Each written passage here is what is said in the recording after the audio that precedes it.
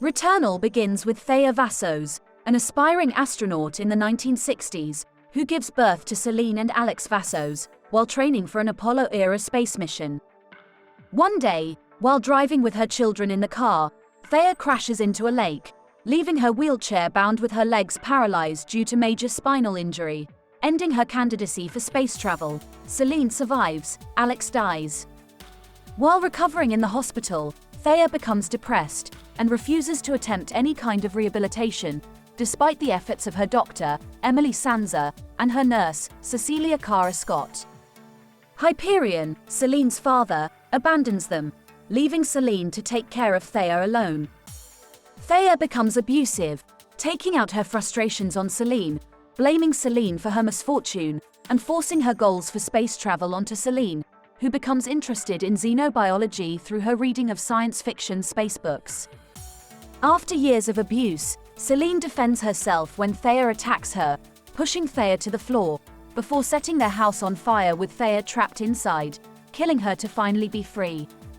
Celine has the house rebuilt, gets her doctorate degree, and continues with postdoctorate studies while working at the Pacific Science Center in Seattle, Washington, and NASA's Jet Propulsion Laboratory in Pasadena, California, while taking medication for mental illness. The cycle continues when Celine, now also an aspiring astronaut, becomes pregnant and considers having an abortion to focus on her career, but ultimately gives birth to Helios Vassos.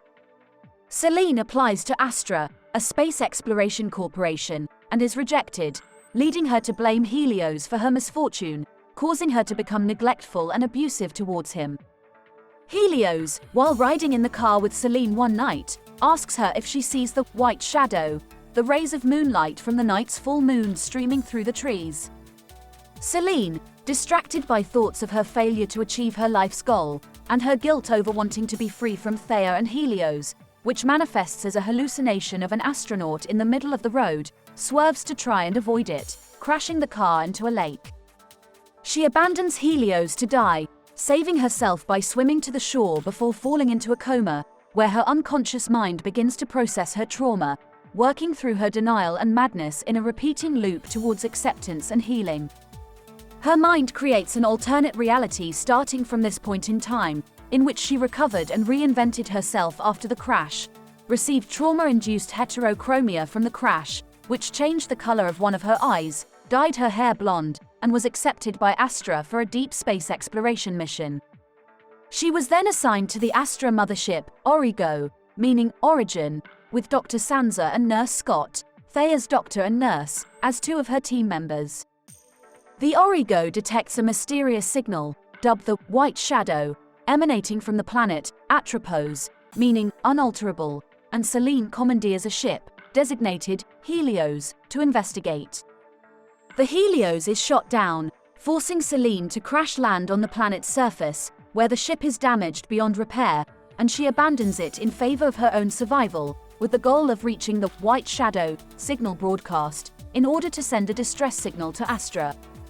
While exploring the planet on her way to the signal, she discovers and is forced to fight the remnants of an alien race, robotics, and creatures created from a combination of her memories, science fiction books, Helios's octopus toy, Octo, her parents, her guilt, and her madness.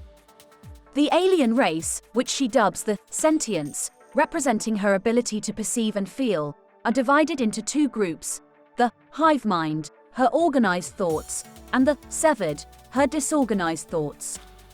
Each time she dies, her corpse remains while she's returned to the Atropos crash site next to the ship, where she awakens to begin her journey again, with the planet's geography changing each time, stuck in an infinite loop. She rediscovers more about herself each loop, recalling her buried traumas, listening to audio logs left behind on the corpses of her previous iterations, which serve as cautionary tales of what's to come if she doesn't face her past. She revisits tragic memories within her home, and again encounters the astronaut, who constantly follows her in an attempt to force her to remember and face her guilt.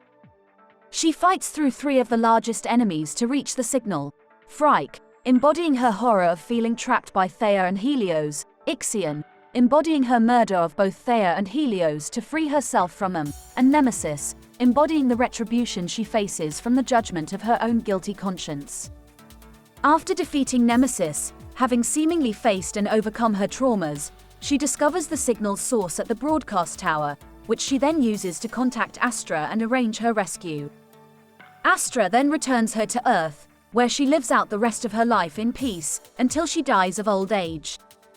However, upon her death, she once again awakens at the Atropos crash site next to the ship, realizing that she's still trapped in the loop, as she has only processed her outer, superficial traumas, and not her innermost traumatic memories. This time, instead of an exterior journey of ascension to the top of the planet's mountain, she's compelled to descend into the interior depths of its oceanic abyss. She discovers that the planet has changed in much more drastic and hazardous ways than it did before, reflecting the more powerful, true source of her traumas. She learns that she was the one who shot her own ship down, causing the crash which destroyed the Helios, mirroring the car crash which she caused with her own vision of the astronaut, her reaction to it, and her abandoning Helios, leaving him behind to drown and die. She fights through 3 of the largest enemies to reach the full truth. Hyperion, embodying her father, who taught her to love music, but abandoned her. Ophion, embodying her mother, who despite being frail and immobile, ruled over her world with a gigantic, overbearing presence, and Algos, embodying her pain, which she still feels despite being free from all others, as she thought she wanted to be.